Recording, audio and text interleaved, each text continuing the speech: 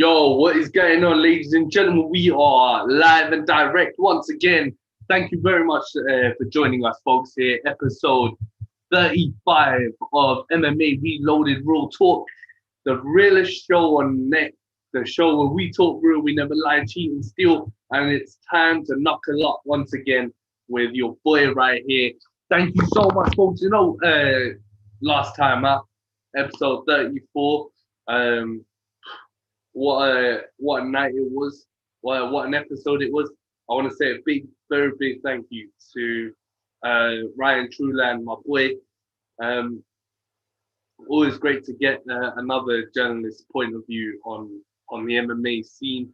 And also, folks, we're coming off the heels of a very big event. You know, it was a great event to watch. A UFC 255. Of course, statements were made by the two champions, Valentina Shevchenko, who defended her championship for the fourth time in against a very tough Jennifer Maia. And I was very impressed with Jennifer Maia at points in that fight.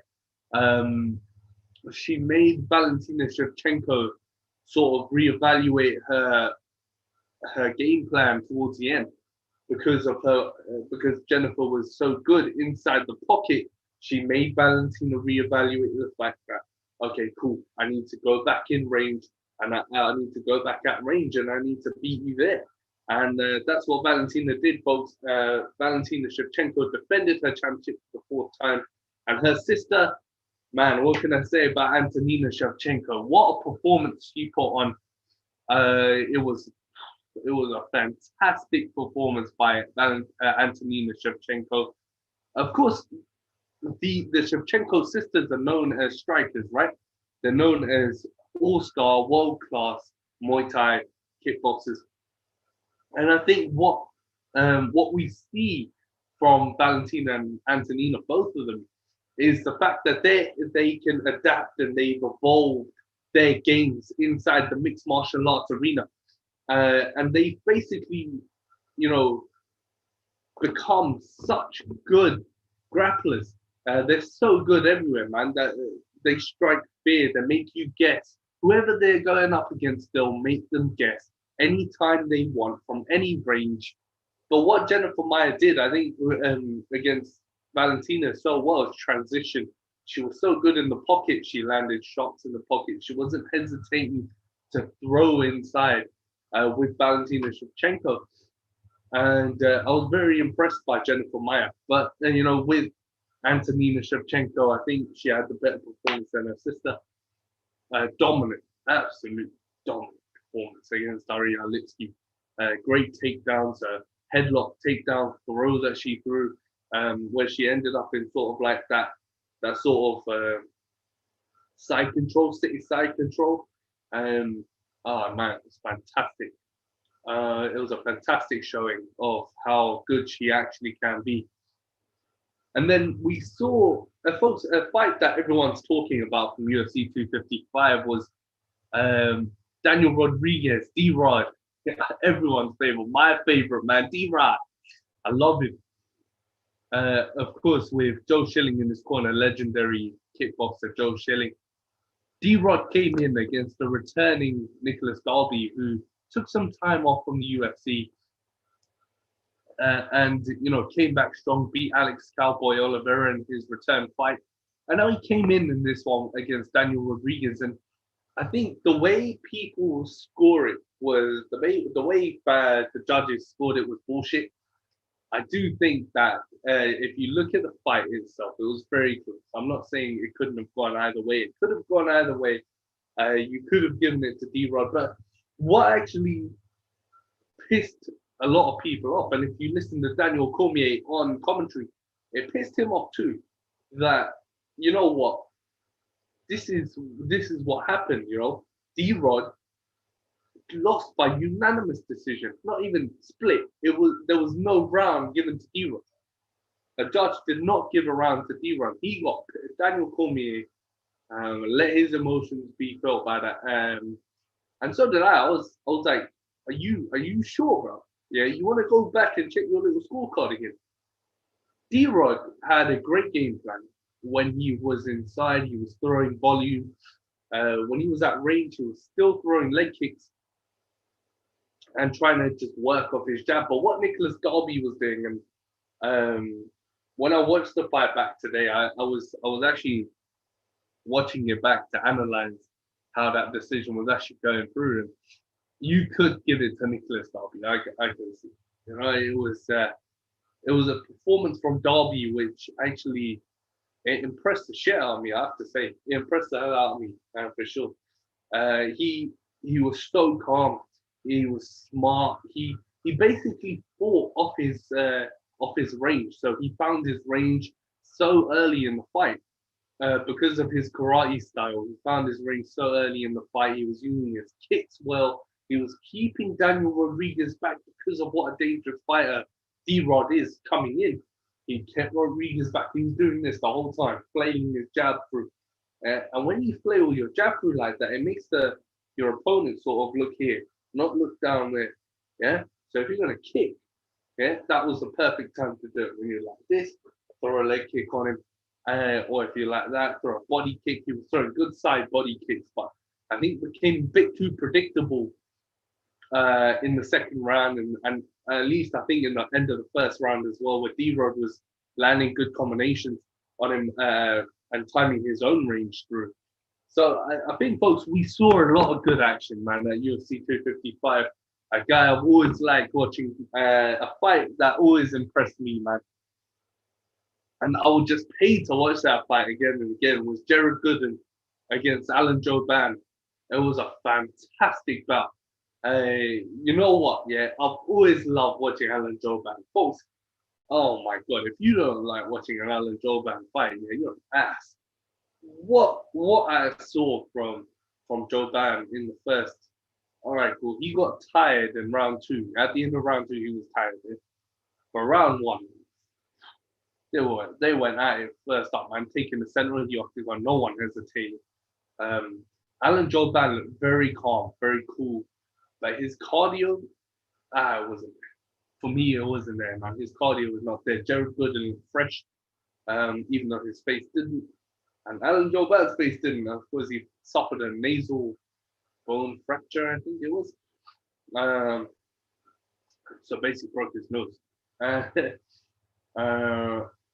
Jared Gooden was throwing in the last round, but I think the end of round 2 and end of round 2 and all of round 3, what Jared Gooden was doing was Alan Jouban was working off a beautiful jab, excellent jabs at the last 2 rounds. So what Jouban was doing at the last minute of the second and then all of the third was jabbing. So because he knew he was tired himself, I think, and you know, he was breathing deeply. He wasn't moving the way he was doing the first. So what he was doing was working off that jab, and he was connecting with great jabs. Jared Gooden was moving into Jouban's jab, and Jouban's best weapon, I think, in round 3 was that straight left foot, straight left hand. Jared Gooden, on the other hand, was throwing combinations. So he was actually standing like this, like a pro boxer, and he was back. Yeah, he was throwing combos. He was connecting with a great left. He had a great right hand. So what he did with his right, I saw, was come out at different levels. So he would throw over, he would throw straight, he would put it in combinations. I think that's what confused Alan Jouban a lot. It hurt Jouban quite a few times, man, cut in that third round. But yeah, what a way to make your name in the UFC for Jared Gooden. He definitely made his name, man. I was definitely impressed. Shit, I mean, I don't know anyone who wasn't. And then, folks, you go to the flyweight championship, right? And I think a lot of people are looking at Deiveson Figueiredo as someone who really knows. I think people are looking at Deiveson Figueiredo as a champion who can draw numbers. You know, because a lot of criticism was put on Demetrius Johnson. Bullshit. Demetrius Johnson was the greatest flyweight champion of all time. He revolutionized the whole division. Whoever says that Demetrius Johnson couldn't draw numbers is chatting shit. People got tired of it because Demetrius was too dominant. When a champion's too dominant, what can you say? Yeah. What can you say? But now I think the flyweight division has evolved a lot after Demetrius Johnson's time. I think Daiko Dusegara, uh, Davison Figueiredo basically said, you know what? There is no champion. No Henry Cejudo. Cody Garbrandt up. And Cody Garbrandt wanted to move down, and he was going to take the spot, but it went to Alex Perez. Whoever says Alex Perez didn't deserve that spotlight, yeah, is chatting shit. Alex Perez is one of the most talented young fighters to step foot into that division. Yeah, and if you think he isn't, yeah, you need to reevaluate your life. What Davison Figueiredo did was show his killer instinct. He showed just pure, unadulterated killer instinct. He pounced on it. As soon as he hurt Perez and backed him up near the cage, that's where Davison lives. Davison lived near that cage. And so with Alex Perez, Davison moved right in. And as soon as he hurt Perez, bam, Perez like this, trying to cover up. Bam. Yeah, like a spider catching a fly in the web. Boom. Catch him in that standing guillotine. Fantastic. It was fantastic. You know what, folks? Dang. Whoa. It was good to get that shit off my chest, I have to say. And you know, we reviewed it up. It was a great night of fights, man. What can I say? The UFC just did that shit. Just did it right, man. Joaquin Buckley made his return, and with another highlight reel knockout. I think you can put that on the highlight reel with the two-touch spin kick of Impa Kasangane. I think you can. I think his interview afterwards you can put down and post it on WWE Network, bro. That was some professional wrestling shit, boy. That was nuts. Yeah, he called out James Krause, folks, and when he call out James Krause, yeah, what do you want from me, man? That shit's gonna be a highlight reel fight. James Krause can beat Joaquin Buckley, no doubt. Like the way James Krause fights is tough. He's got a great chin, great striking, excellent, well-rounded game. He's a hybrid guy, man. James Krause is a hybrid fighter. You can't criticize his style. It's exciting. It's technical. It's so in your face that you don't know where James Krause's hands are going to come from. You don't know where his knees are coming from, where his submissions are coming from. James Krause is a respected, battle-tested veteran. He's been there with the best. But Joaquin Buckley is without a doubt one of the fastest rising stars. In only 3 UFC appearances, his debut was a highlight reel for Kevin Holland. It wasn't a highlight reel for him. He got knocked the fuck out by Kevin Holland. But he made up for it, man. Joaquin Buckley killed Impa Kasangane. He killed Jordan Wright last time out. What he did in this fight, folks, a UFC 250 fight with Jordan Wright was just that size, man. You got a guy this jacked up here coming at you with ease. Yeah, man, he was just like bam, bam. He basically so what he did was he kind of flailed at Jordan Wright, yeah, when towards the finish, yeah.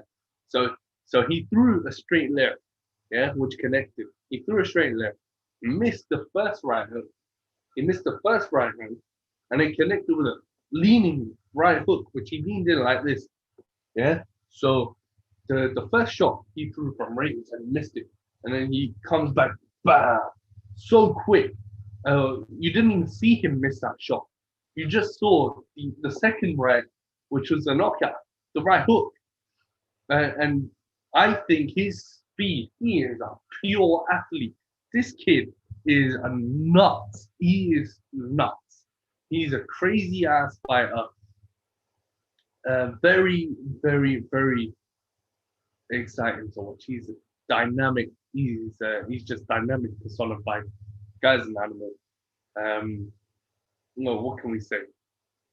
What can I say? It was a fantastic performance from Joaquin Buckley. and he called out for January 23rd against James Krause. And boy, who doesn't want to see that? I would just pay money to see that. So, folks, today, episode 35 of MMA Reloaded Real Talk. And today I am joined, I never said who I was joined by the first time. I got caught up in the action, folks. But today I am joined by one of the fastest rising bantamweights in MMA. Already competed for the CES promotion, straight out of American Top Team in Florida, representing that 3-0. 305. There you go. Second time's a charm. Representing the 305 American Top Team in Florida, Jornel A1 Lugo. Folks, Jornel Lugo, man. Boy, if you haven't watched him fight, watch Bellator 232. Watch the CES promotion or also on UFC Fight Pass that comes in. He is a very, very, very interesting talent to watch. Great timing in the cage, great wrestling. The guy has fantastic all-round skills at only 24 years old, 5-0, competing in Bellator's all-star bantamweight division, of course, home to some of the greats, of course, home to some of the biggest killers at 135 pounds. You'll see the champion, of course, Juan Archuleta in the division. You got Patrick Mix in that division also. Who else y'all got in that division? You got Sergio Pettis. You got Eric Govito Perez, another UFC veteran. Who else you got up in there, boy? Magomedov, of course, a former PFL champion, a former PFL champion. You got Keith Lee, the brother of Kevin Lee, just lost to Rafion Stutz at Bellator 253. You got Brett Johns, one of the greats, one of the best Welsh fighters, if not the best, one of the best fighters coming out of the UK, straight out of Wales. The guy is a beast, man, on the ground. He will do stuff to you that you ain't never seen before. He'll bend your ass like a pretzel. You got gentleman Josh Hill, of course, made his name in the PFL, WSOF division. Made his name in a very battle-tested guy, a very well-traveled guy in MMA. Leandro Higo, of course, a beast, beating Ricky Bandejas in his last fight. You got James Gallagher. I think after the Ricky Bandejas fight, which went viral for him getting sweet chin music, he's calmed down a lot now. He's using more of his head than his mouth. He's still using his mouth, but in a good way. He's still using his mouth to speak and chat that shit, but he is fighting like a champion. James Gallagher beat Cal Eleanor, a beautiful performance, and showed exactly what he can do when he's not speaking. Jalon Bates made his professional debut at Bellator beautifully in his winning his debut. Folks, that division is so stacked up, man. It is so stacked. You can give any one of those guys a championship shot, and it will be fun to watch. I think Sergio Pettis might be on that rise. Of course, coming into Bellator off the UFC roster. Sergio had a good end to his UFC career, but he couldn't really find what he was looking for at flyweight in the UFC. So he comes into Bellator and he's already won his first fight by knockout. Sergio Pettis, folks, is an animal. He is a beast. Already 25 pro fights for him. Already 25 pro fights for Sergio Pettis. Defeated Ricky Bandejas in his debut at Bellator 242.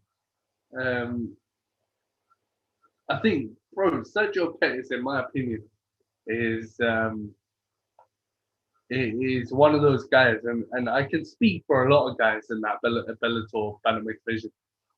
What Bellator do, I love it, is their bantamweight division is absolutely nuts. It's crazy. Yeah, of course, formerly dominated by Darion Caldwell. Now with a lot of guys in there, it's very open. It's so open now. Juan Archuleta, bro, is not going to be an easy guy to beat by any means. one of the most dynamic fighters in mixed martial arts. And of course, bro, Jornel Lugo, the man who will talk with us and sit with us here today, he fits into that picture too, folks. And if you look at how all-star that shit is, he fits into that picture, man. Already 2 fights at Bellator, 2-0, 5-0 in his career. You can't get any better than that, man. Honestly, the guy's a legit beast. And I'm very excited to see what Jornel has to offer in his next couple of appearances for Bellator.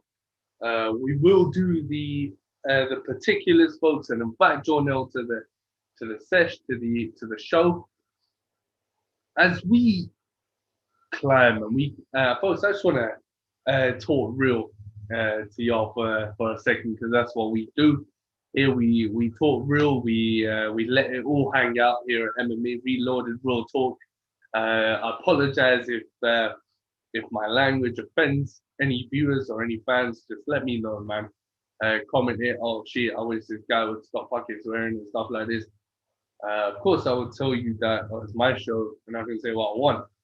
But no, if any language offends you, please tell me, man. It's explicit language.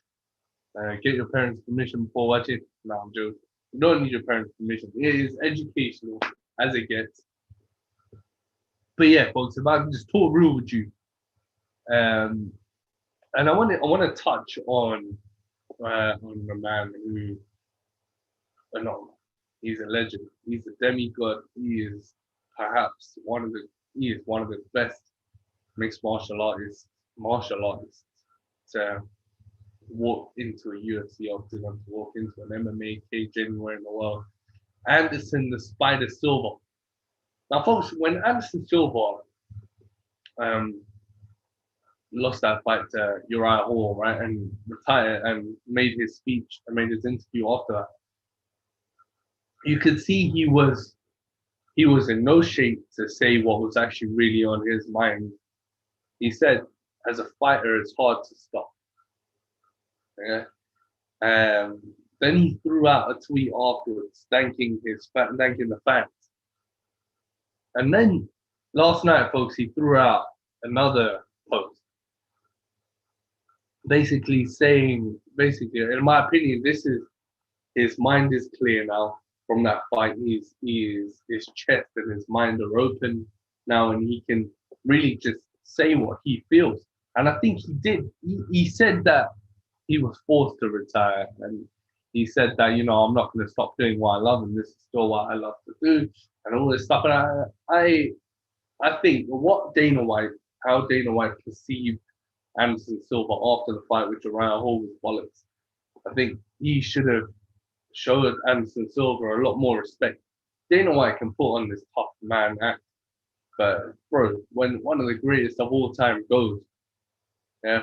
In WWE, when The Undertaker retired at Survivor Series, yeah, all the legends came down and basically thanked him. Yeah. But when Anderson Silva retired, Anderson Silva, I don't ever want to see Anderson Silva fight again. That's what Dana White basically said. He basically talked so much shit about Anderson. It wasn't fair at all. Yeah. When a legend retires, what do? If after, you know what I would have done, yeah? After Anderson Silva lost to Uriah Hall, I would have got a Hall of Fame jacket and I would have put it on Anderson Silva's back if I was Dana White. That's how you show your appreciation. You don't shit on them in a post-fight interview, bro. You put a Hall of Fame jacket on that man's back right now. Yeah, this ain't no subterfuge. I ain't joking. This is real life shit, and I'm talking right at y'all. Yeah, and if you guys agree with me, do comment, man. Please put your comments and your points of view down at that comment section. If you don't, cool. I'm just gonna post it up on Instagram anyway. Yeah, and see what y'all say on there. But what Anderson Silva did for this sport, yeah, it touched a lot of people's hearts. It touched fans' hearts. It made people fans of mixed martial arts. If the Ultimate Fighter #1 didn't make you a fan of mixed martial arts, Anderson Silva shitholdy. In the modern era, Conor McGregor makes people fans. Israel Adesanya makes people fans. Who were they inspired by? Anderson Silva, George St. Pierre, Royce Gracie, Matt Hughes, boom bam, a whole mash of pioneers made this division, made this generation possible. Anderson Silva deserves Hall of Fame. Anderson Silva deserves Mount Rushmore. And Anderson Silva deserves to be respected by all y'all. Yeah, Dana White counted in that shit too. He deserves it. I'm not gonna stand here and watch perhaps the greatest mixed martial artist of all time get bagged on. If George St. Pierre, yeah, bro, if George St. Pierre comes back now, Dana White loves it. Dana White's going to give him Khabib. He is.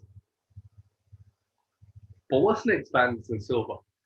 I said on social media on a Facebook mentioning group that one championships next for Anderson Silva. I would love to see him go to ONE FC. I would love to see Anderson Silva I would love to see Anderson Silva amongst the greatest pure martial artists in the world at one championship. They are pure as hell. They hit hard, but there's respect. There's always respect. Bro, in one championship, beef has started in the cage and beef has ended in the cage. There's no social media call-outs. Anderson don't have to worry about that. Yeah, he just has to worry about redeeming his legacy and continuing his legacy. Sorry, continuing his legendary path. That's all he needs to be worried about, man. And folks, we're about to do the particulars right now with Jornel. And I'm on a hype right now. Give me 1 second. Folks, don't go anywhere. Stay where y'all are, in y'all living rooms, in y'all bedrooms, wherever y'all are watching MMA Reloaded Raw Talk. Stay there. Let me do the particular and invite our special guest to the show.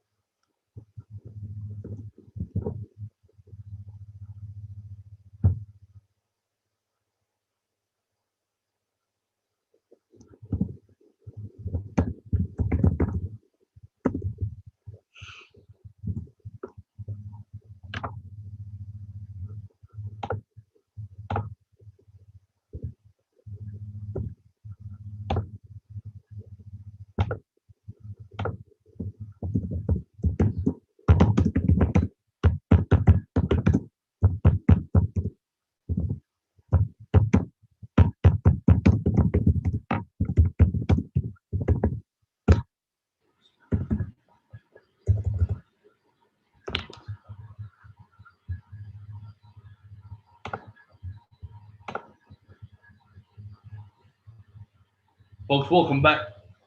We just have to do the particulars with Jornel Lugo, who will be joining us here today for MMA Reloaded Raw Talk episode 35. Do your research, folks, on Jornel, because I did, and I've watched him in both of his Bellator performances. But yeah, folks, man, this is just the way it is, man. Really, if what we see in modern day MMA now, and I'm talking about when the UFC restarted after coronavirus, when the UFC restarted during the coronavirus period, during coronavirus now, during coronavirus with the first Fight Island show is you saw breakthrough, you saw guys come in short notice and capitalize on an opportunity. That's what we saw. We saw guys come in and capitalize on an opportunity to the point where they were the next breakthrough guys. They were the next big stars. They were the next fast risers. I think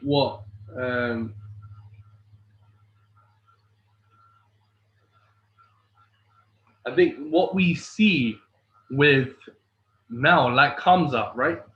Kamzat Chimaev is a great fighter, right? The guy is a beast. Yeah, he can go. Yeah, but after 3 UFC appearances, 2 of which were in the space of 10 days, which is how he got his reputation. But who were they against? Reese McKee, who's a beast, but he was just making his UFC debut at the time. John Phillips, who's 35 years old, battle-tested, but a battle-tested veteran who was just not in it. And then Gerald Meerschaert was Kamzat's first real test.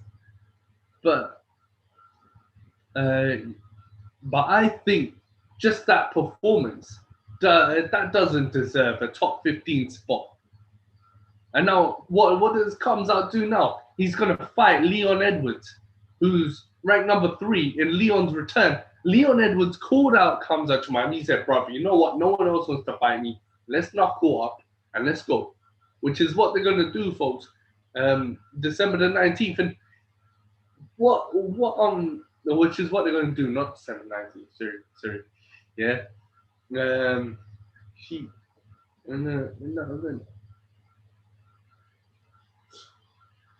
See this shit.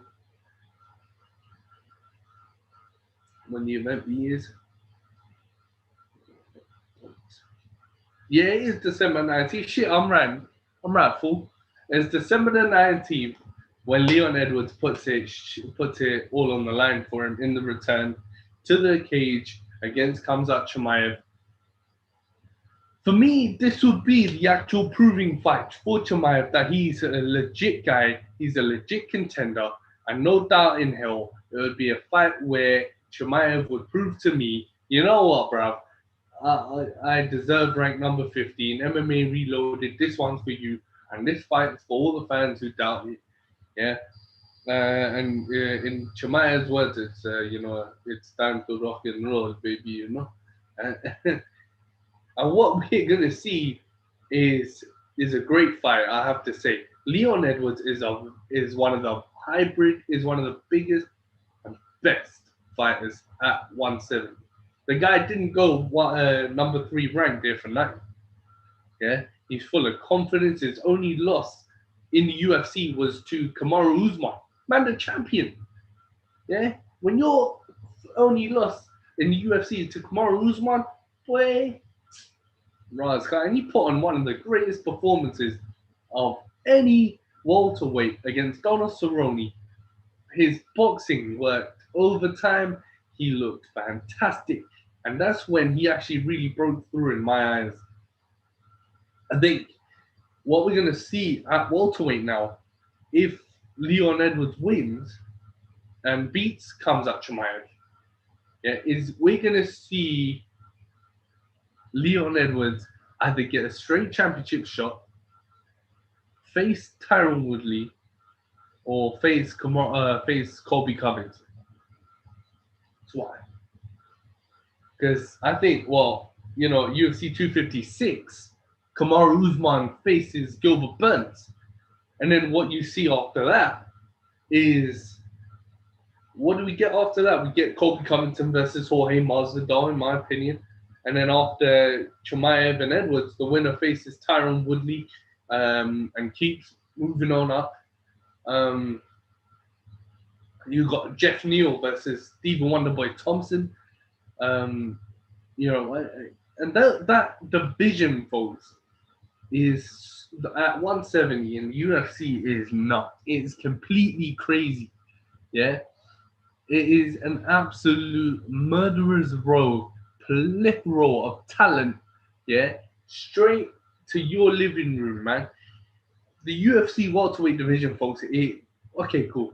The rankings, in my opinion, don't mean as much as they used to. I've made exactly 3 points on this now, yeah. So I've written a blog on it. 1, posted it on Instagram. 2, and then basically took what Stephen Wonderboy Thompson said about it and reposted that on my Instagram. So not so yeah, 3. The rankings do not mean as much as they used to in mixed martial arts, in UFC. Yeah. I think what we see in UFC rankings is Dana White's impressed with the guys who break through, right? Yeah, the guys who actually open his eyes. That's the guys who he's going to push. Bro, instead of having Khamzat Chimaev the number 15 at welterweight, G, why not have Kevin Holland at number 15 at middleweight? Bro, you're stupid. Yeah? Bro, Kevin Holland has won 5 fights this year. We're only 10 months in. The guy just fights, man. Yeah? And he died, and he brings you something new every single fight he has. That's the guy who I think deserves a number 15 spot. Not Khamzat Chimaev. That's where I think shit like that, yeah, makes me pissed off about the rankings because, bro, you're not. I'm not having that, man. I don't have that shit. Damn right, man. I don't have that. What I think is about the rankings is they don't mean as much as they used to in the UFC. Yeah. Before being a top 5 ranked fighter, it meant something, man. It meant something. It meant that, bro, you're this close. You're this close to a championship shot. Having number 15 against your name meant something.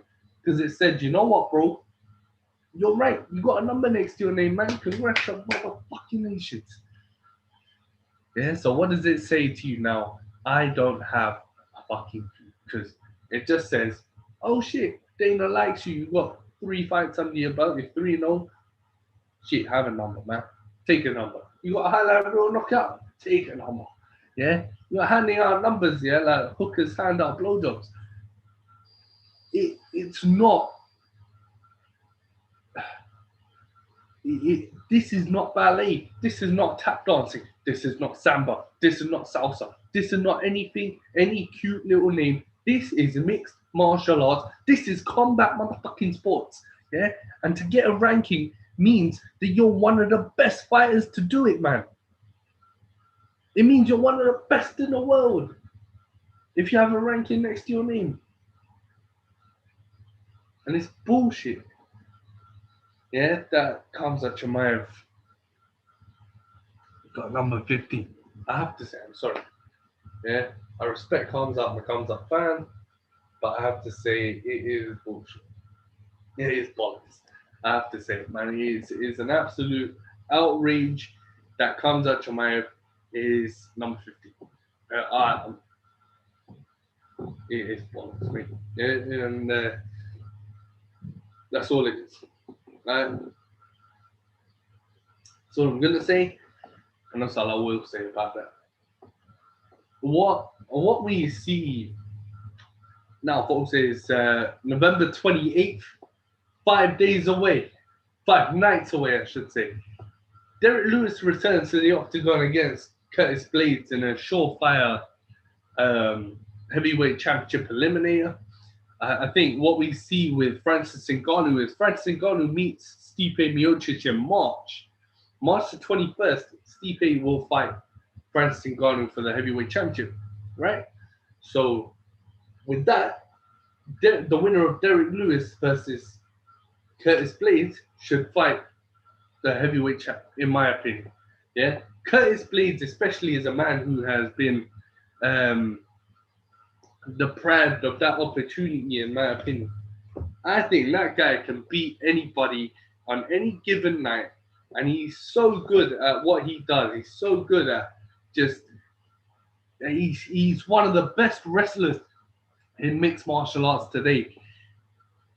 And what we see with Derek Lewis is, bro, Derek Lewis is making his return to the cage against Curtis Blades. And if we just pull up Derek Lewis stats here. Alright, cool. So yeah, folks, Derek Lewis fought on the 9th of August. So this is his this is going to be his third fight 2020. Yeah, folks. He beat Alexei Olenek and he beat Ilir Latifi. Yeah, he knocked the shit out of Olenek. I remember that fight now. He beat him down. He beat Olenek down, folks. If you look at the heavyweight championship, if you look at the heavyweight division, folks, here, no doubt, Francis Ngannou is the man to fight Stipe next. No doubt about that. If you look at Curtis Blades' stats, yeah, Curtis Blades also fought twice now, 2020. Once in January, where he beat Junior Dos Santos, and now he makes his return for the first time since June, when he beat Alexander Volkov. Now, those are two huge wins, especially against Volkov, who, in my opinion, is top 4, top 5 heavyweights. Yeah, top 4, top 5 Alexander Volkov, there's no doubt. Curtis beats him, automatically puts him through. If he beats Derek Lewis, automatically makes him number 2 contender. No doubt about that shit, any time of the day. Yeah. So with Curtis Blades, he's on a 4-fight win streak. Yeah, 4. What else? 17, 4. That's 4-1, 5-1. So he's 6-1, and his last 7 is Curtis Blades. Come on, man. 6-1 in your last 7. Right against Alistair Overeem, beat him. Mark Hunt, beat him. Junior Dos Santos, beat him. Alexander Volkov, beat him. Yeah. With Derek Lewis, I would say 2 fights, two in a row, 3 in a row. So Derek Lewis is 3-1 in his last 4 fights. Yeah. So what Derek Lewis has done is, I think, if he beats Curtis Blades this Saturday night, I think Derek Lewis is. I think he needs a couple more fights, get a couple more big wins, maybe fight Volkov again, get another win over that, and then I think Lewis will be ready for a championship shot. Yeah, folks. So, folks, we're gonna see where Jornel Lugo is. So we'll be right back.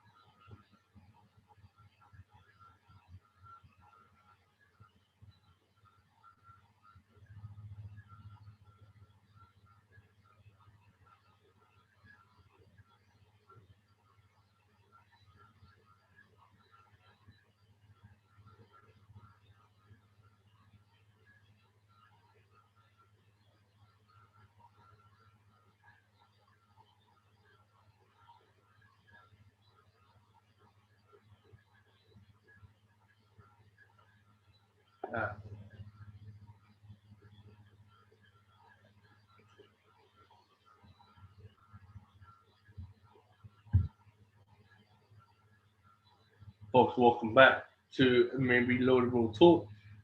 Jornel Lugo will be joining us, folks, hopefully soon. I know he was training and he's free, but I know he's training. Yeah, there you go. Set that sheet. I can't wait, folks, man. It's always a pleasure to have guests on there.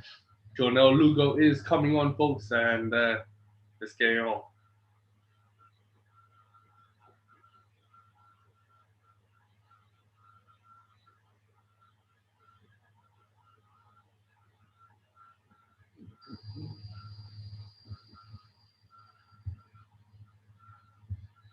Yeah. So, folks, as before Jornel joins us, of course, as I was saying, The heavyweight division in the UFC is pretty clear cut. It's open as hell, but it's pretty clear cut. You can't count out Alistair Overeem. There's Jornel. Let's get it on.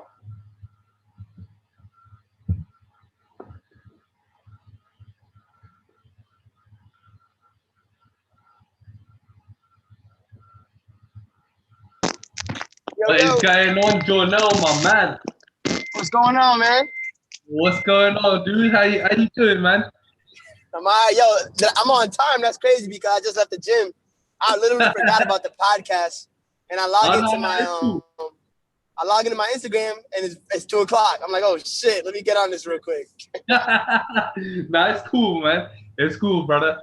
I hope you're doing good, bro. I hope. How's training going anyway, bro? During COVID and that, man. It's going good, man. I got back to training last week on Tuesday. I fought the Thursday before that. I got back to training on Tuesday. So I've been working ever since. I've been sparring. I've sparred 3 times already since my last fight. Right back to the full swing of things.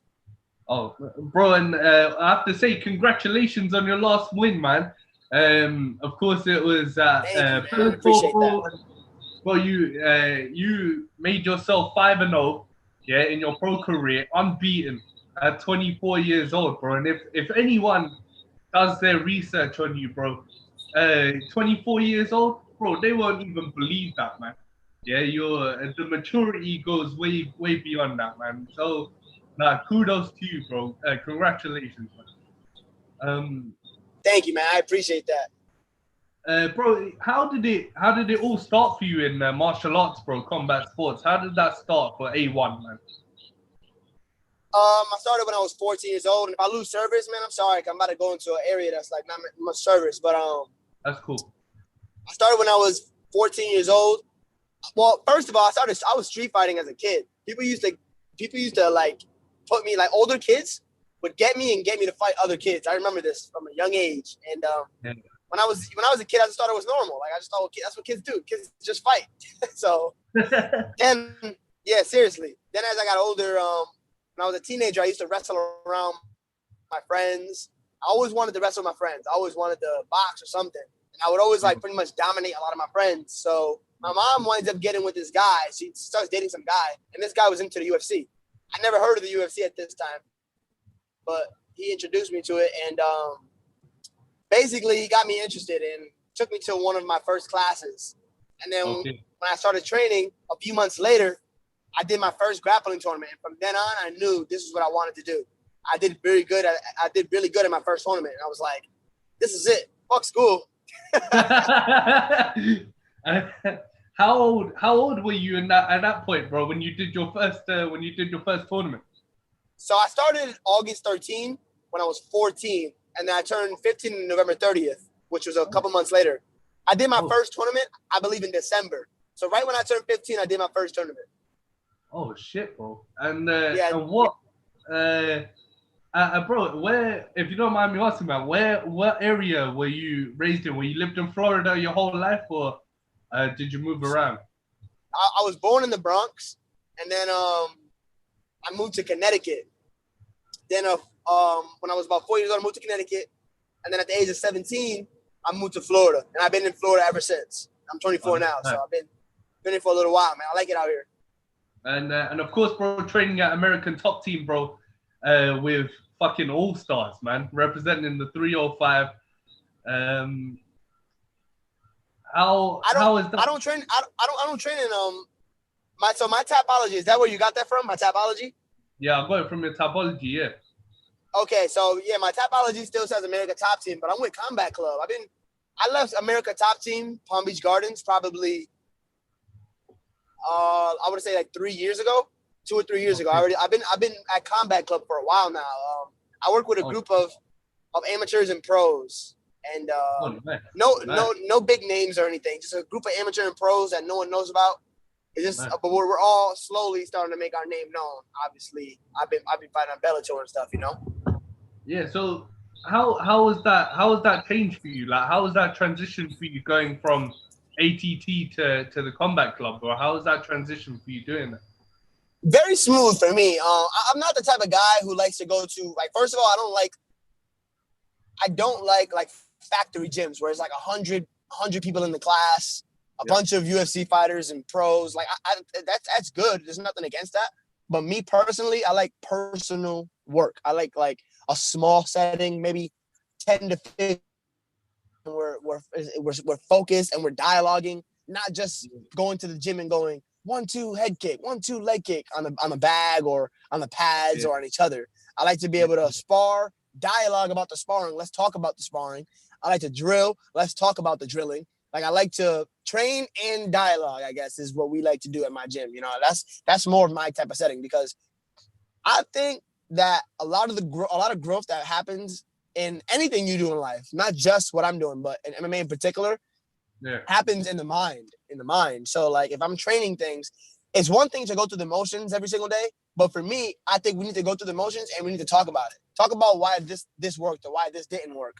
Let's watch the sparring and see why certain things work, why they didn't work. Let's study these things. So we do a lot of head work, I guess you could say, a lot of mind work, a lot of thinking, you know, and that's my type of style. So I like my gym because of that. We do a lot of that. I think, bro, those types of gyms, I think, are the best gyms to be a part of. I think they're the best camps. You have your own personal attention. Yeah, bro. You have you don't really get any. You're not crowded. You're not congested with a bunch of guys doing a bunch of stuff. Yeah, you're in a nice small gym. Yeah, bro. Where guys just like you who are coming up. Yeah, you work your ass off. Yeah, and you show that work in the cage, bro. I commend you on that. I commend you on that, man. I think that's the best move. I think that's the best move you ever made, man. Another thing too is like when you're going with if everybody's already like high level UFC fighters and Bellator fighters and ONE FC fighters, like they tend not to dialogue too much, because it's like, oh, I'm already good, or like where everybody's already good, they're already there, they're at that level already. Whereas when you're going with amateurs and new pros, we're still trying to get better. We're still trying to figure out why didn't this work, or why did this work, and we're trying to grow. We kind of, I guess what you want to do is, even if you are at a high level, you want to keep that beginner mindset. Okay. Yeah. Whereas when you're in a factory gym with a bunch of high level guys, everybody's just good, they get the training and they leave. See what I'm saying? Yeah. I see with that. me in my gym, there's even guys who haven't even fought yet, or only had one amateur fight. So we're always trying to like, okay, this is where you need to get better. This is why this works or why this doesn't work. They say like the best teacher is teaching. You know, helping someone else learn helps you learn your own craft even better. So I like that. I like that beginner mindset, you know? That's what I was just going to say to you as well, bro, that a gym like that and dialoguing your sparring, that will help you get better too, right? Yeah. Yes. That is your overall game. Yeah? Well, if somebody's new and they're like, oh, why didn't this work? And you tell them, oh, this didn't work because of this, and that. And that reminds you, okay, when I get in that situation, I need to do that too. You know? Yeah, man. So it's all around beginner. I guess beginner work is the best work. I think, bro, would you say that MMA is a team sport, Jornel, to an extent? Yeah, when it comes to training. Yeah, when it comes to training. Yeah. Bro. Yes, for sure. Because in training, you need to bounce ideas off each other. You need to bring things to them. They bring things to you. Somebody might show you something. You show them something. It's definitely a partner sport in training, 100%. For sure. Yeah, definitely, man. I think people don't understand that, because if you end up fighting one of your training partners, yeah, it sucks. But it's one of those things. That's just how the game goes, right? But when you're in the gym and you're training with them, you got to learn. You learn, you teach, yeah, and you grow with that person, man. So no, for sure, bro. To an extent, it is a team sport. So, for sure, I agree with that. So when we look at your career, bro, and I was looking at your amateur career. You spent most of your amateur career in Florida, yeah, bro. Florida-based promotions. How was that experience for you as an amateur competing in Florida, bro? They were good. We have a few platforms. I want to say, can you hear me? Yeah, I can hear you. Yeah, bro. Yeah, I can hear you. Are we losing service? Yeah, a little Hold bit. on, give me 1 second. A better service area. Hold on 1 second. Let me just get into a better spot. Yeah, no worries, Jornel. Can you hear me now? Can you hear me a little bit better? Yeah, I can hear you, bro. I can hear you, man. Go on. So the question was, how was fighting as an amateur in Florida? Yeah. How was it going in Florida, man? It was good. They have a lot of solid shows out here, and I personally believe South Florida has like some of the highest level fighters. You know, obviously we got Sanford and we have America Top Team. Both of those are over here. Yeah.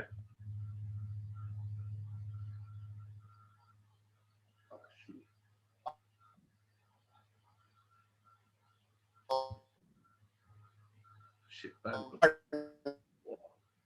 Give me 1 sec, bro. I think we're losing it. Yeah, I can hear you now. Yeah, I can hear you now. Yeah. Okay, yeah. So I think it was a good program. I think we have a better program here in South Florida than most of the country.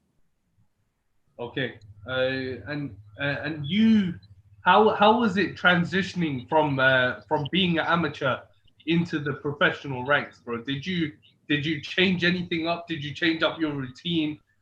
Did your mentality change? Did your weight cut change? What changed for you, bro, when you transitioned? Well, luckily for me, I got my weight cut down pretty good before I went pro. I'm obviously always tweaking it. I'm constantly, even this last fight, I cut differently than I cut before that. Every fight I usually cut different. I keep trying to adjust it, but I think I got a real good program now since my last one. My last one, I got a real solid way I'm doing it. This one, now I'm doing it. I would say one of the biggest things that I noticed is that as a pro, the organizations run a lot smoother, or at least the ones that I fought for, because the ones I fought for, CES and Bellator, they run really smooth. CFT, SFT it was okay. It was more amateurish, but CES and Bellator, they run super smooth. As far as training, now I just train 5-minute rounds. Obviously, I don't train 3-minute rounds anymore. One thing I did to improve my cardio even more, though, is I sparred 5 rounds. So instead of sparring 3, I'll spar 5.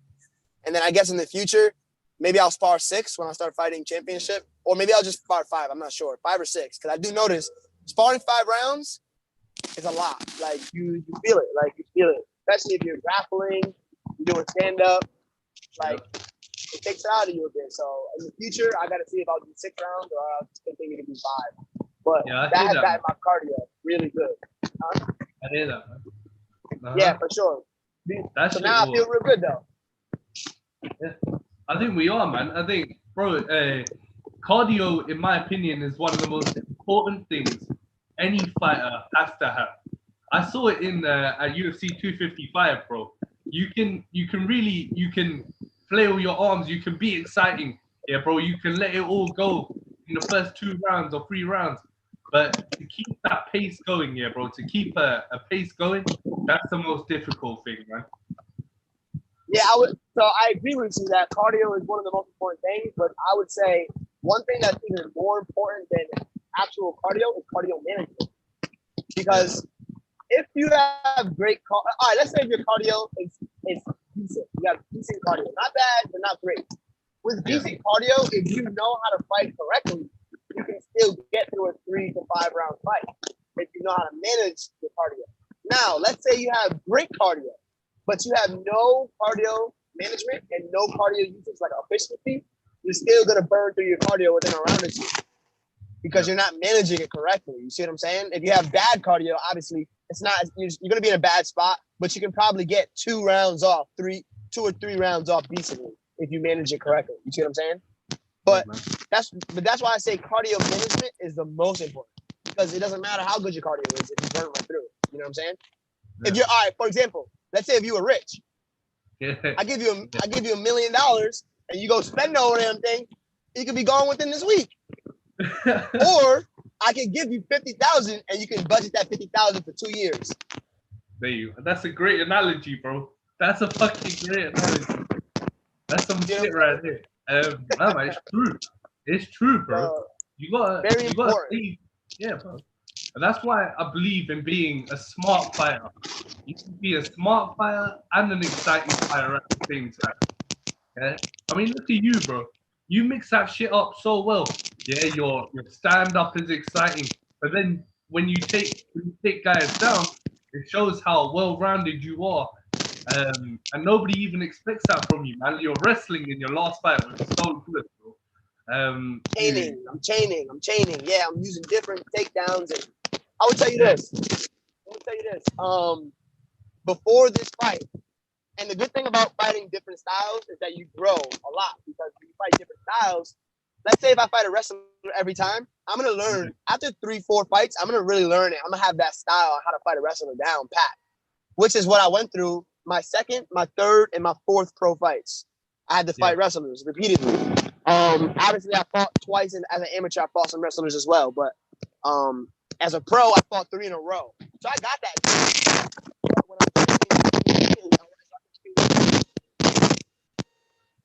Hello? Yeah, I'm here, bro.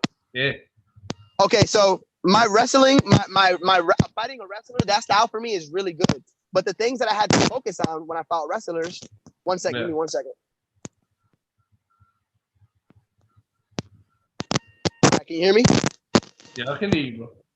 Okay, so the thing that I had to work on, I had to focus on when I fought wrestlers is going to be takedown defense and my wall work against the cage and fighting at range, having a good range when you fight a defensive person. Now, when you fight a stand-up guy, there's other things that you have to focus on, and that's what really made me grow a lot in this fight. So in this fight, this was the first fight where I actually started coming up with a wall takedown system. I have a wall defense system to make sure I don't get taken down. But this fight, about a week or two before the fight, we started developing a takedown system on the wall. So if you see what I did, that was a week of training. Now what we're doing is we're focusing on that area, because that was an area that was a little bit weakened. So now we're going to spend the next year or so focus on, when I get somebody on the cage, I'm a monster there. I know everything I have to do there. I know how to take them down. I know how to continue to keep chaining. I know how to strike. I know how to do everything, So that fight was good for me because I was able to grow in that area. It was also good for me because I started working on my own takedowns. Whereas usually when I'm fighting wrestlers, I'm not really focused on taking them down. You know what I'm saying? So it's good to fight different styles because you get to grow in that way. If you're a fighter who doesn't think he knows it all. If you think you know it all, then you're not going to grow regardless. But if you're still trying to learn, then it's good to fight different styles. It helps you get better.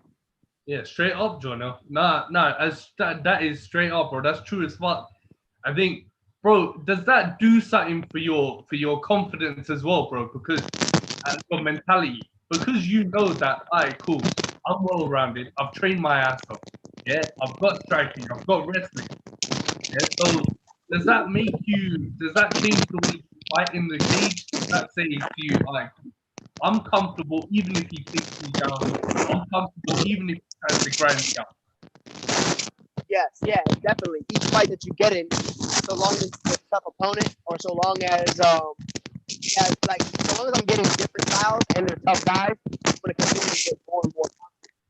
Because, like, for example, if I'm fighting easy guys and I'm knocking easy guys out, it's like, that's cool, but where's your confidence really coming from?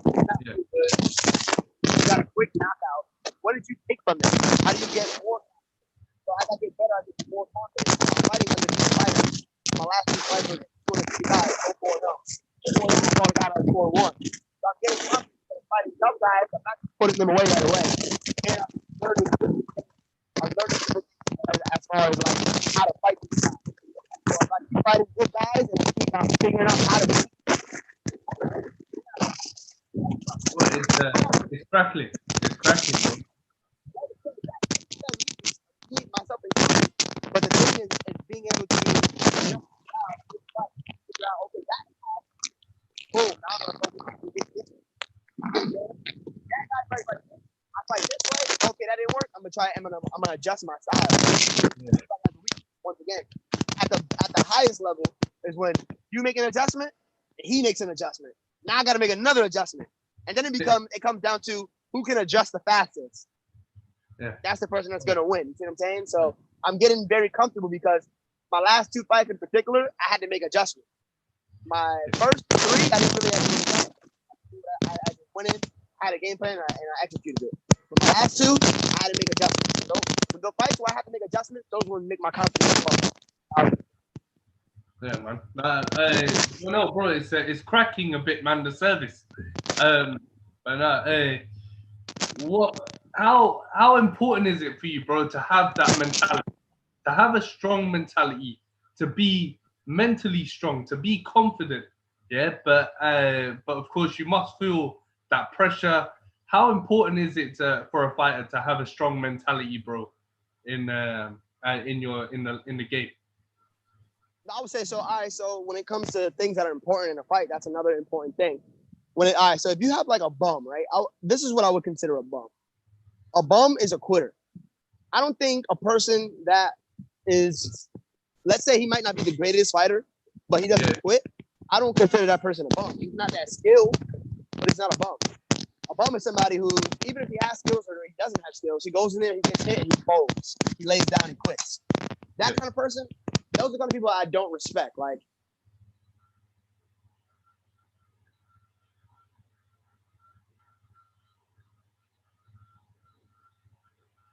What do you got?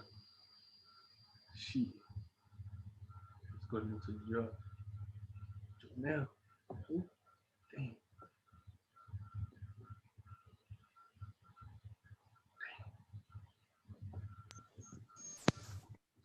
yo, can you hear me? Yeah, man. Yeah. Sorry about that. So, like I was saying, so I have respect for all fighters, but the ones that I can't respect, and not just in fighting, but in life, I don't have respect for people who quit when things get tough. They fold, you know. Like you think about if you watch the interview, you watch the podcast with Teddy Atlas and Joe Rogan. He talks about how Mike Tyson was 0-5 because every time he got in a fight with a tough guy, he folded up. You see what I'm saying? Like Mike Tyson's a great fighter technically, but he's a quitter in that aspect. And I'm not saying, and I'm not talking bad about him. Obviously, he's a legend. I'm just using him as an example. What Teddy Atlas said about him was that he's 0-5 because every time he fought a tough guy or somebody who actually wanted to fight back, he folded. So like, I would call those are the kind of fighters that I would call bums, people who fold up. You know. What was your question though in the beginning? The first question was no. You answered it right, bro. It was basically how important is it for a fighter to have? Exactly. So the most important thing is that you have a strong mindset and you don't fold, you don't quit. There is a way to do it. Don't lose hope. There's a way. You just got to figure it out. That's where training comes in. That's where fighting, sparring with different people. That's where all that comes in because there's a way. You just got to figure it out. Don't fucking quit. You know. Yeah, man. No, I've never had a guy actually give that example before of guys quitting in the cage. Yeah, bro, and in the ring. Yeah, I think what we saw from Mike Tyson is in later on in his career is when he was folding up. Yeah, like when he fought Lennox Lewis, he folded up there. You know, and in the fight with Evander Holyfield, folded up. You do see a lot of things like that, bro. In the UFC, you see it too. Like guys are on the stool, and you're like, oh shit, you know, I got doo-doo in my pants, you know, shit, I gotta quit and all this shit. Bro, that's not on, man. That's not. What you can say is like, even with all the money in the world, those people are still broke. You know, even with all the skills in the world, they're still a bum. You know, you have all those skills, you're still a bum because without heart, what does it matter? You know what I'm saying? You can't go in there. Like for example, if you there's a guy that I watch. His name is Jim Rohn. He talks about the ant, and when you see like ants, if there's a pebble in their way, like they're gonna find every way around that pebble. They're gonna try to go around it. They're gonna try to go over it, under it. They're gonna get their friends to come and try to lift the rock up. They'll do anything. They'll even try to start going through the rock. But one thing they won't do is quit. You know, so that's the mindset that a good fighter, a championship fighter, that fighter is somebody who's not going to quit and he's going to continue to look for different ways. Now, there is one thing as being insane, though. He doesn't quit, but he keeps trying the same thing over and over. Now you're just crazy. You're a stupid fighter. I'm not saying you're a bum, but you're foolish. You get what I'm saying? You're going to keep trying the same thing over and over, even though it's clearly not working. A smart person is going to say, okay, this ain't working. Let me try this. That ain't working. I'm going to try this. You see what I'm saying? Like, that's where you have a smart fighter. So, for example, if you watch my last fight with Sudo, he spent the whole fight and he kept trying. He didn't quit. So I'm not going to say he's a loser because he didn't fold. That person, to me, he's a winner. He didn't fold up. He's a winner. Now, had he been smarter, he would have changed up his strategy and tried different tactics to beat me. instead of just trying to come forward. You see what I'm saying? Hmm. So that's where you get the highest level people who don't quit and they make adjustments. I guess you can. You don't quit in that regard, but if your opponent is smarter than you, bro, and what I don't like about guys that always come forward, bro, and try to grind you out and try to push their pace is that they don't consider their opponent. They don't consider that, all right, cool, he's still standing up. He's still at his range. Yeah? So if I try to push my pace, I need to find a way to do it. I need to say, all right, cool. Do I shoot in low? Do I set up with the jab? Do I do this? How do I do it? Yeah? It takes a smart guy, man, to be smart. You know what I mean? And I think in the cage. Yeah, go on, Jornel.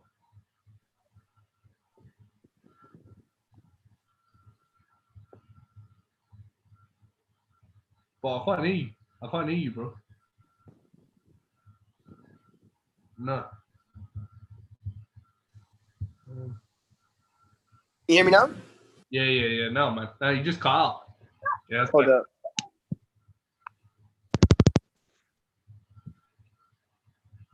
Nah, I can't hear you, bro.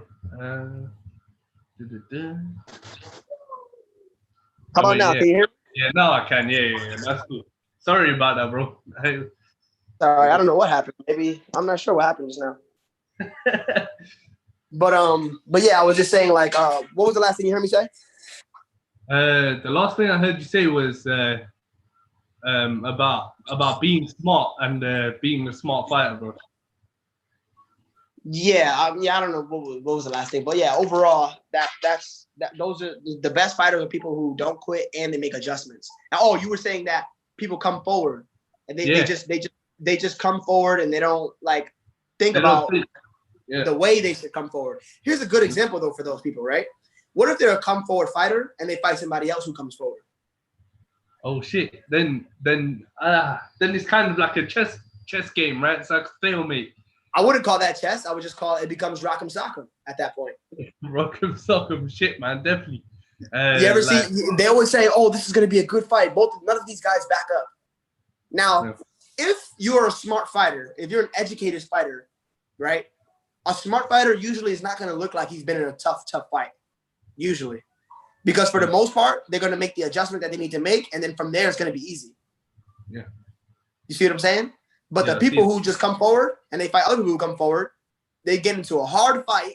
It's exciting for sure, but it's not probably the best for their health. You know, fighters like Floyd Mayweather, John Jones, Israel Adesanya. Yeah. Sometimes they don't get into the toughest fights because they make the adjustment that they need to make, and it makes the fight look boring almost because it becomes so easy for them. You know.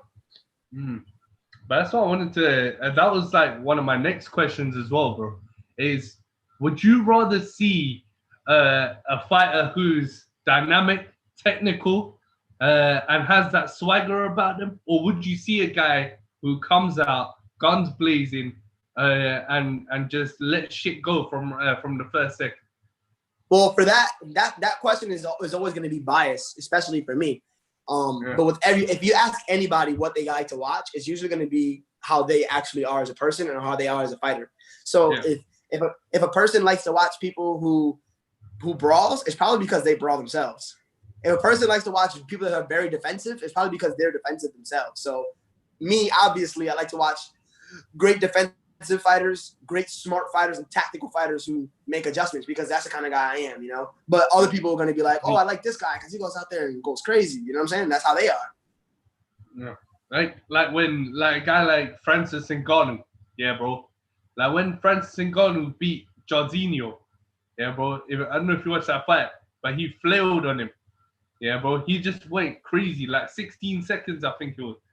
And he beat the shit out of him, bro. And like, do you like watching shit like that, or do you like when? So I mean, it's definitely a spectacle. Yeah, you know? It's cool, it's fun, definitely a good time watching it. But as far as like, is that? Yeah. Huh? I like Killer Instinct.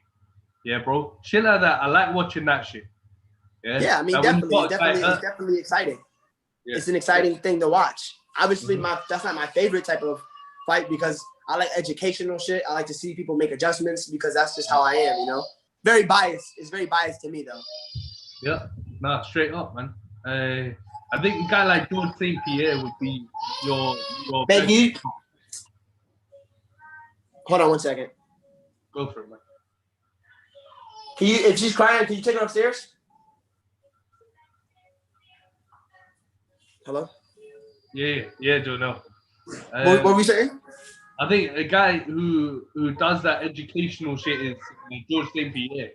I think that would be your best example. A guy who makes adjustments when he was in trouble with Johnny Hendricks. Yeah, bro. He used his wrestling. He didn't stand up. He was taking Johnny down against Carlos Condit when he ate the head kick.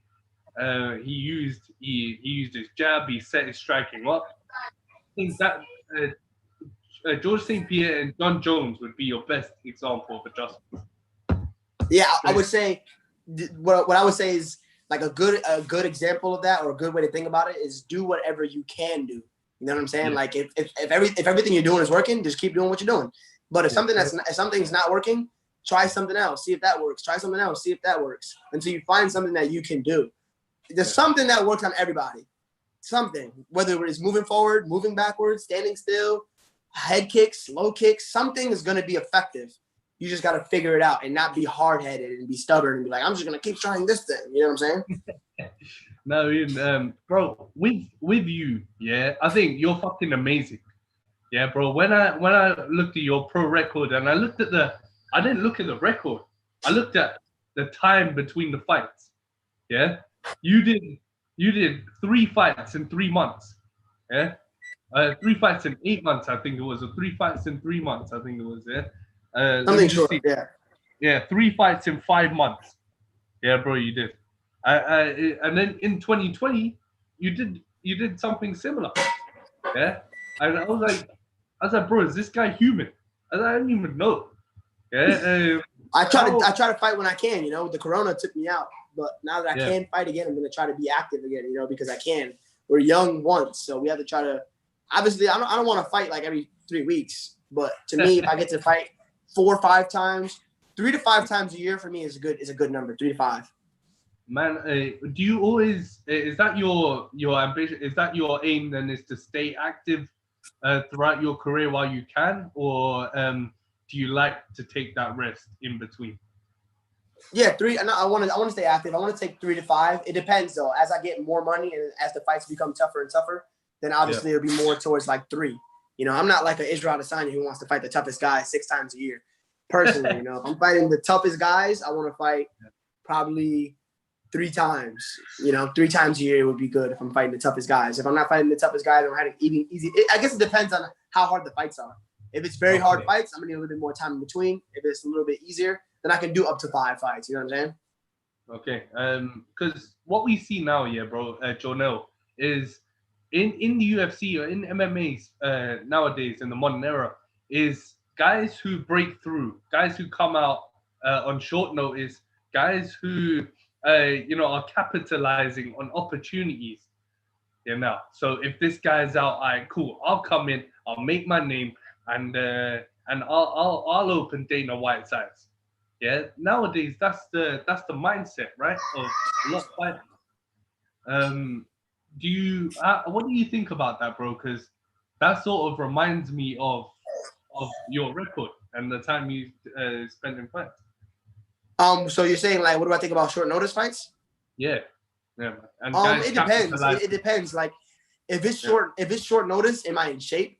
Am I not in shape? Who is it? Who's the person? You know, like it depends on a few things. Like if it's the toughest guy in the world and I'm not in shape, then you shouldn't take the fight. That's not smart. You know. But if it's not the hardest fight and I'm in decent shape, then I should probably take the fight. It just, that one's very dependent on who it is and what kind of shape you're in. Yeah. Like a guy like Kevin Holland, right? 5 wins this year. Yeah. Alone. Yeah, bro. Would you consider of how do you feel about that? Because a guy like that, he fights when the opportunity presents itself. How do you feel about those types of guys? That's good. I think that's smart. What that means is he's staying in the gym. He's staying in shape. Can you tell her something? Just tell her. That means what that means is he's staying in the gym. He's staying active. That's good. He's not one of those guys who they get a fight and then they take 3 months hiatus, you know? So he's staying very busy. That's good. You know what kind of money he's making too? On top of that? He's making bags, boy. You know what I'm saying? 5 times, 5 wins. Minimum in the UFC is 10-10. I'm not saying he's making 10-10, but just think about if he was making the minimum in the UFC, he'd be making 10-10. Oh, and that's what? 20, 40, 60, 80. That's $100,000 plus the little Reebok sponsorship. So that's already like $115,000 in like what, 6 months? Yeah, bro. And performance bonuses. And that's if he's getting no bonuses, and that's also if he's making the minimum. Now, obviously, he's going to be getting paid more. So you could double that number, triple that number, pretty much. In 6 months, he probably made $200,000 to $500,000. You know, so that's good. It's good. Jornel, bro, who in your career, bro, who are some of your inspirations? Who are some of the people you look up to in the game? So like mainly, I learn from everyone. So let's just say that like if anybody does anything, I'm taking moves. I'm taking moves from everyone. So I look up to everybody, obviously, because I feel like everybody has different things that they do good. One thing you always got to think about too is if somebody has even 1 win or a few wins, he did something good against a particular style. So let's say he's 1-10. He fought one person. He's not that good, but with this one person, he fought the right way. Now I want to see how he did it and why it worked for him in that 1 win. You see what I'm saying? That's how you can see there's some value in every fighter. But the ones who I watched obviously are going to be Floyd Mayweather is like one of my biggest influences. Floyd, Israel Adesanya is another good influence. Not like on the level of Floyd is to me, but Floyd, Errol Spence Jr., the boxer. Oh, one of the greats. Yep. Yes. Yep. Devin Haney, Errol Spence, Israel Adesanya. Who else?